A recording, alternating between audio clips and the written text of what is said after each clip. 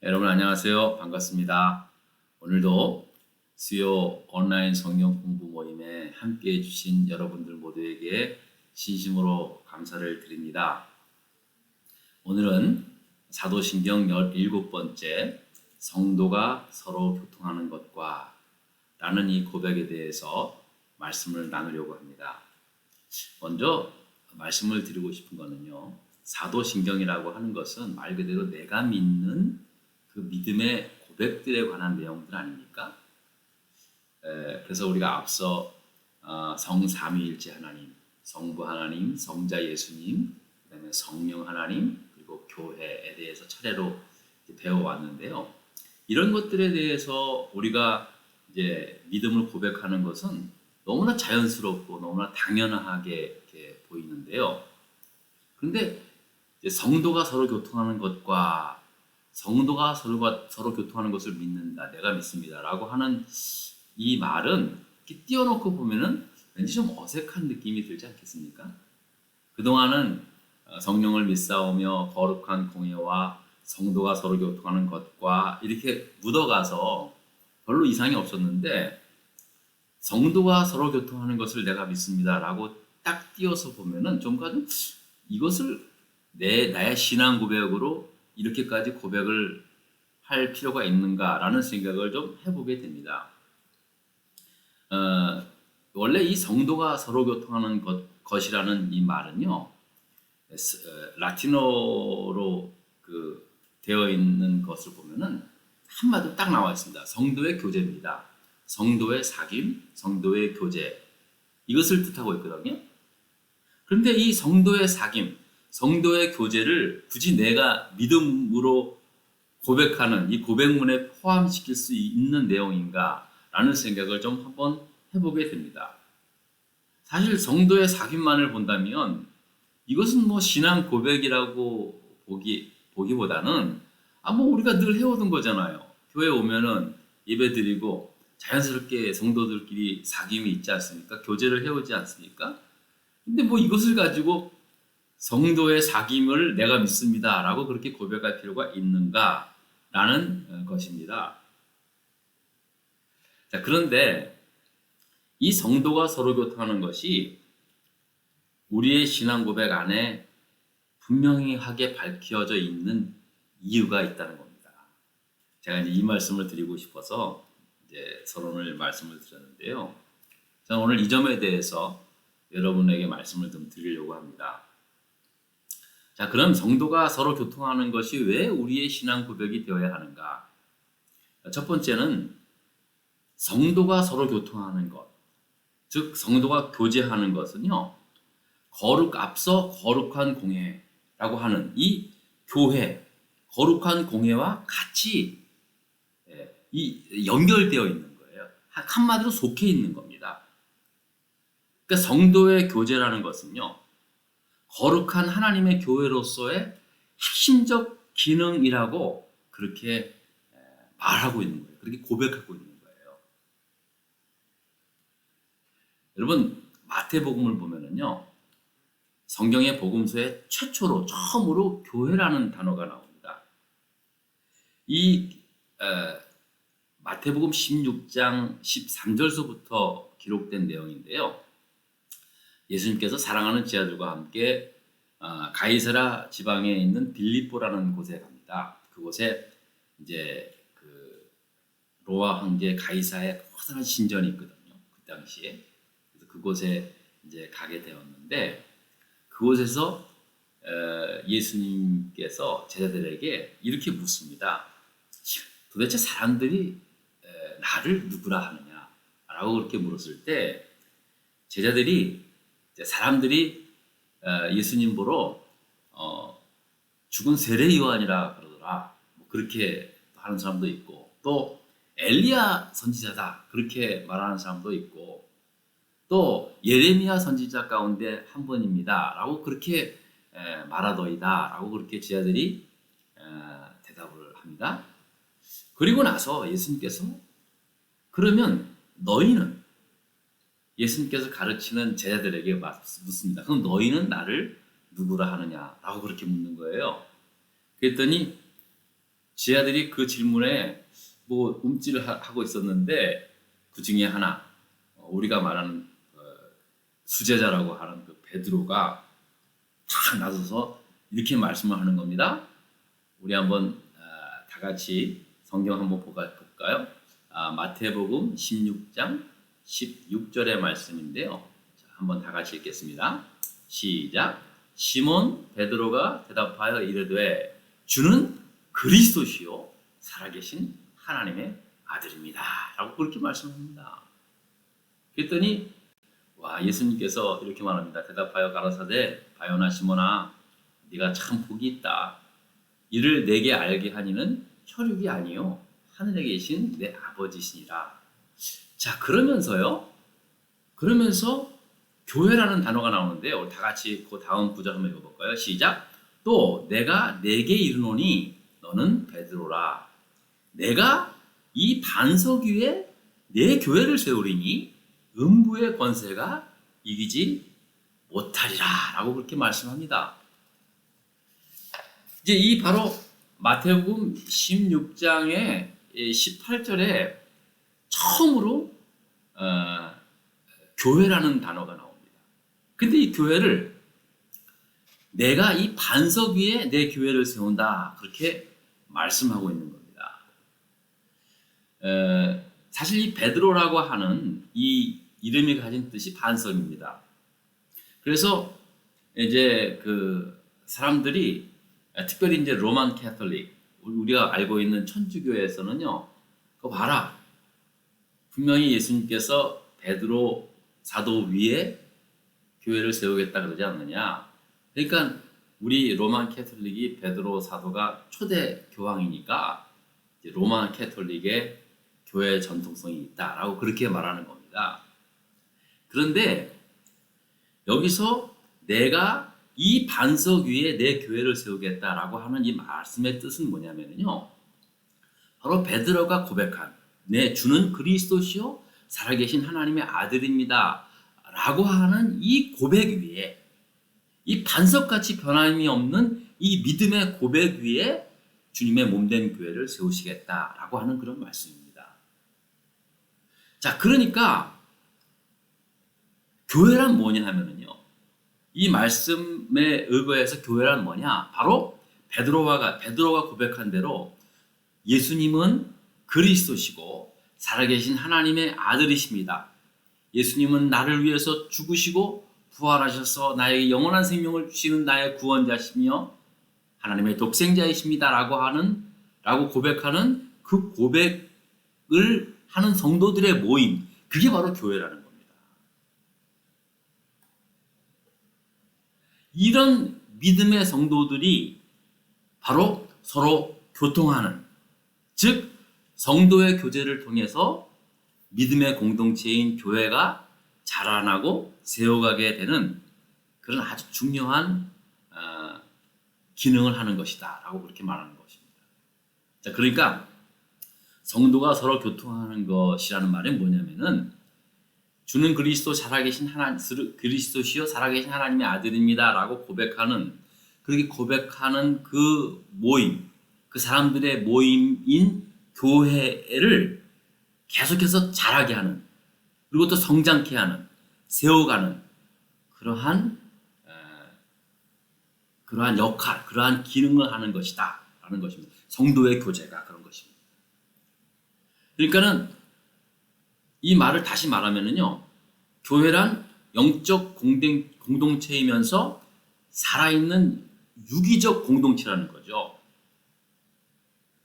그렇기 때문에 서로를 자라게 하며 세워가는 그런 영적인 교제를 통해서 교회는 계속해서 살아있는 생명 공동체로 자라갈 수 있다는 사실입니다. 그러니까 교제라는 말이 그런 의미가 있는 거죠.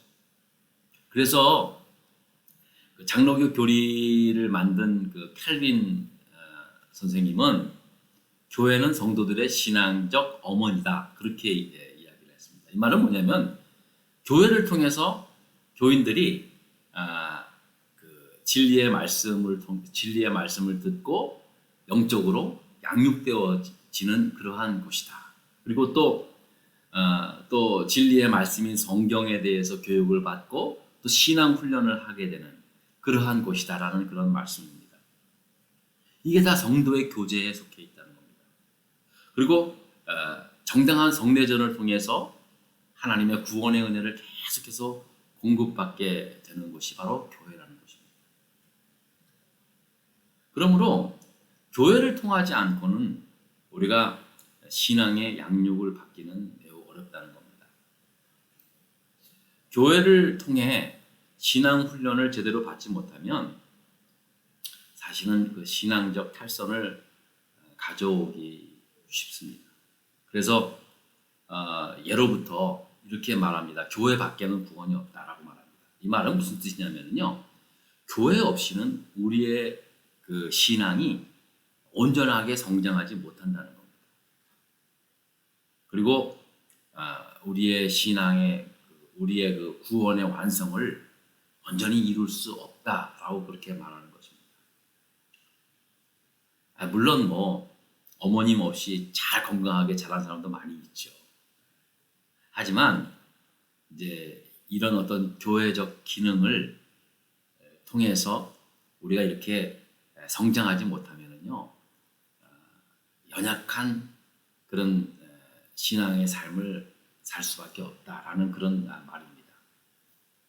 이런 점에서 무교회주의는 결코 성경적이지 않다라는 겁니다. 무건물주의는 가능합니다. 뭐 교회가 건물 없이 모일 수는 있습니다. 왜냐하면 교회라는 것은 건물을 뜻하는 건 아니지 않습니까? 그러니까 무건물주의는 어느 정도 인정합니다. 괜찮습니다. 그럴 수 있죠.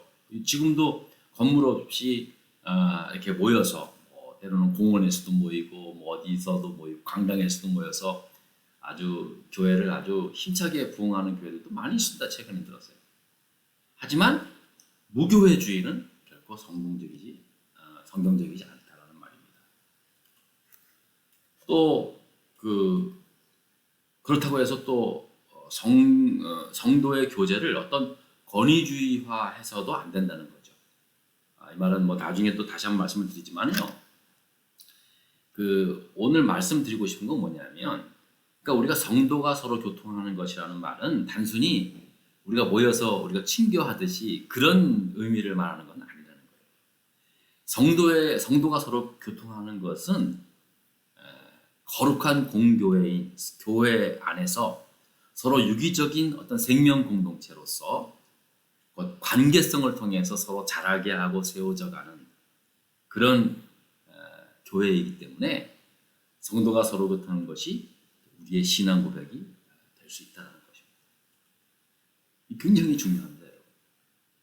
그러니까 우리가 단순히 모여서 밥 먹고 이야기 나눈 것만이 아니라 서로 모여서 예배드리고 또 배우고 훈련받고 이런 모든 것들이 영적인 어떤 교제라는 거죠.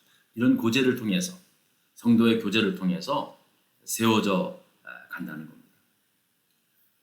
여러분, 우리가 어떻게 신앙이 자랍니까? 목사님을 통해서 자랍니까? 아니잖아요. 가만히 생각해 보세요. 사실은 목회자의 기능은요, 교회 안에서 굉장히 많은 것 같지만은요, 실제로 우리 성도님들이 교회에 나와서 신앙생활을 자라가는 데 있어서 목회자가 전하는 설교 말씀이라든지 가르치는 성경 말씀을 통해서도 자라지만은요, 옆에서 함께 기도해주고 섬겨주고 다독거려주고 또 이렇게 막 안아주고 이런 우리 성도님들이 계시기 때문에. 여러분, 우리 장로님들 보십시오. 장로님들 뭐가 나옵니까? 무슨 진짜 근데 그냥 그 누구보다도 앞장서서 헌금하시고 봉사하시고 섬기시고, 우리 집사님들 보십시오. 그냥 주일에 나와서 친교 준비하시고 새로 나오신 분이 있으면 섬겨주시고, 이런 섬김들, 이런 또 기도해 주시고 이런 것들이 다 이렇게 모아져 가지고 한 사람이 신앙적으로 자라는 거예요. 이게 다 교제라는 거죠. 이게 성도의 교제라는 거예요. 무슨 말씀인지 아시겠죠? 우리가 예배 끝나서 모여서 뒤에서 앉아서 뭐 밥 먹고 뭐 이야기 나눈 거 이것만을 교제라고 하는 것이 아니라 이 모든 것들 교회 안에서 이렇게 섬기고 배우고 훈련하고 이런 모든 것들을 통해서 신앙이 자라고 그다음에 세워져 가는 것 이게 성도가 서로 교통하는 것이라는 거예요. 이와 같은 사실을 내가 믿는다는 거예요. 외면하지 않겠다는 거예요. 또 그렇기 때문에 나도 이 성도의 교제, 성도의 서로 교통하는 것에 나도 헌신하겠습니다라고 하는 고백이 바로 그 신앙고예요. 거기 안에 있는 거예요. 또 두 번째로는요, 성도가 서로 교통한다는 말은요, 예수님의 한 몸을 이루는 지체들이다라고 하는 것을 믿습니다라는 고백이에요.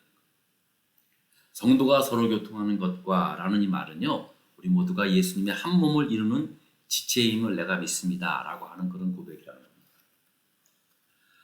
성도의 교제란 우리 모두에게 주어진 거룩함, 그리스도의 은총, 그리고 성령님의 은사를 통해서 함께 지어져가는 생명 공동체다.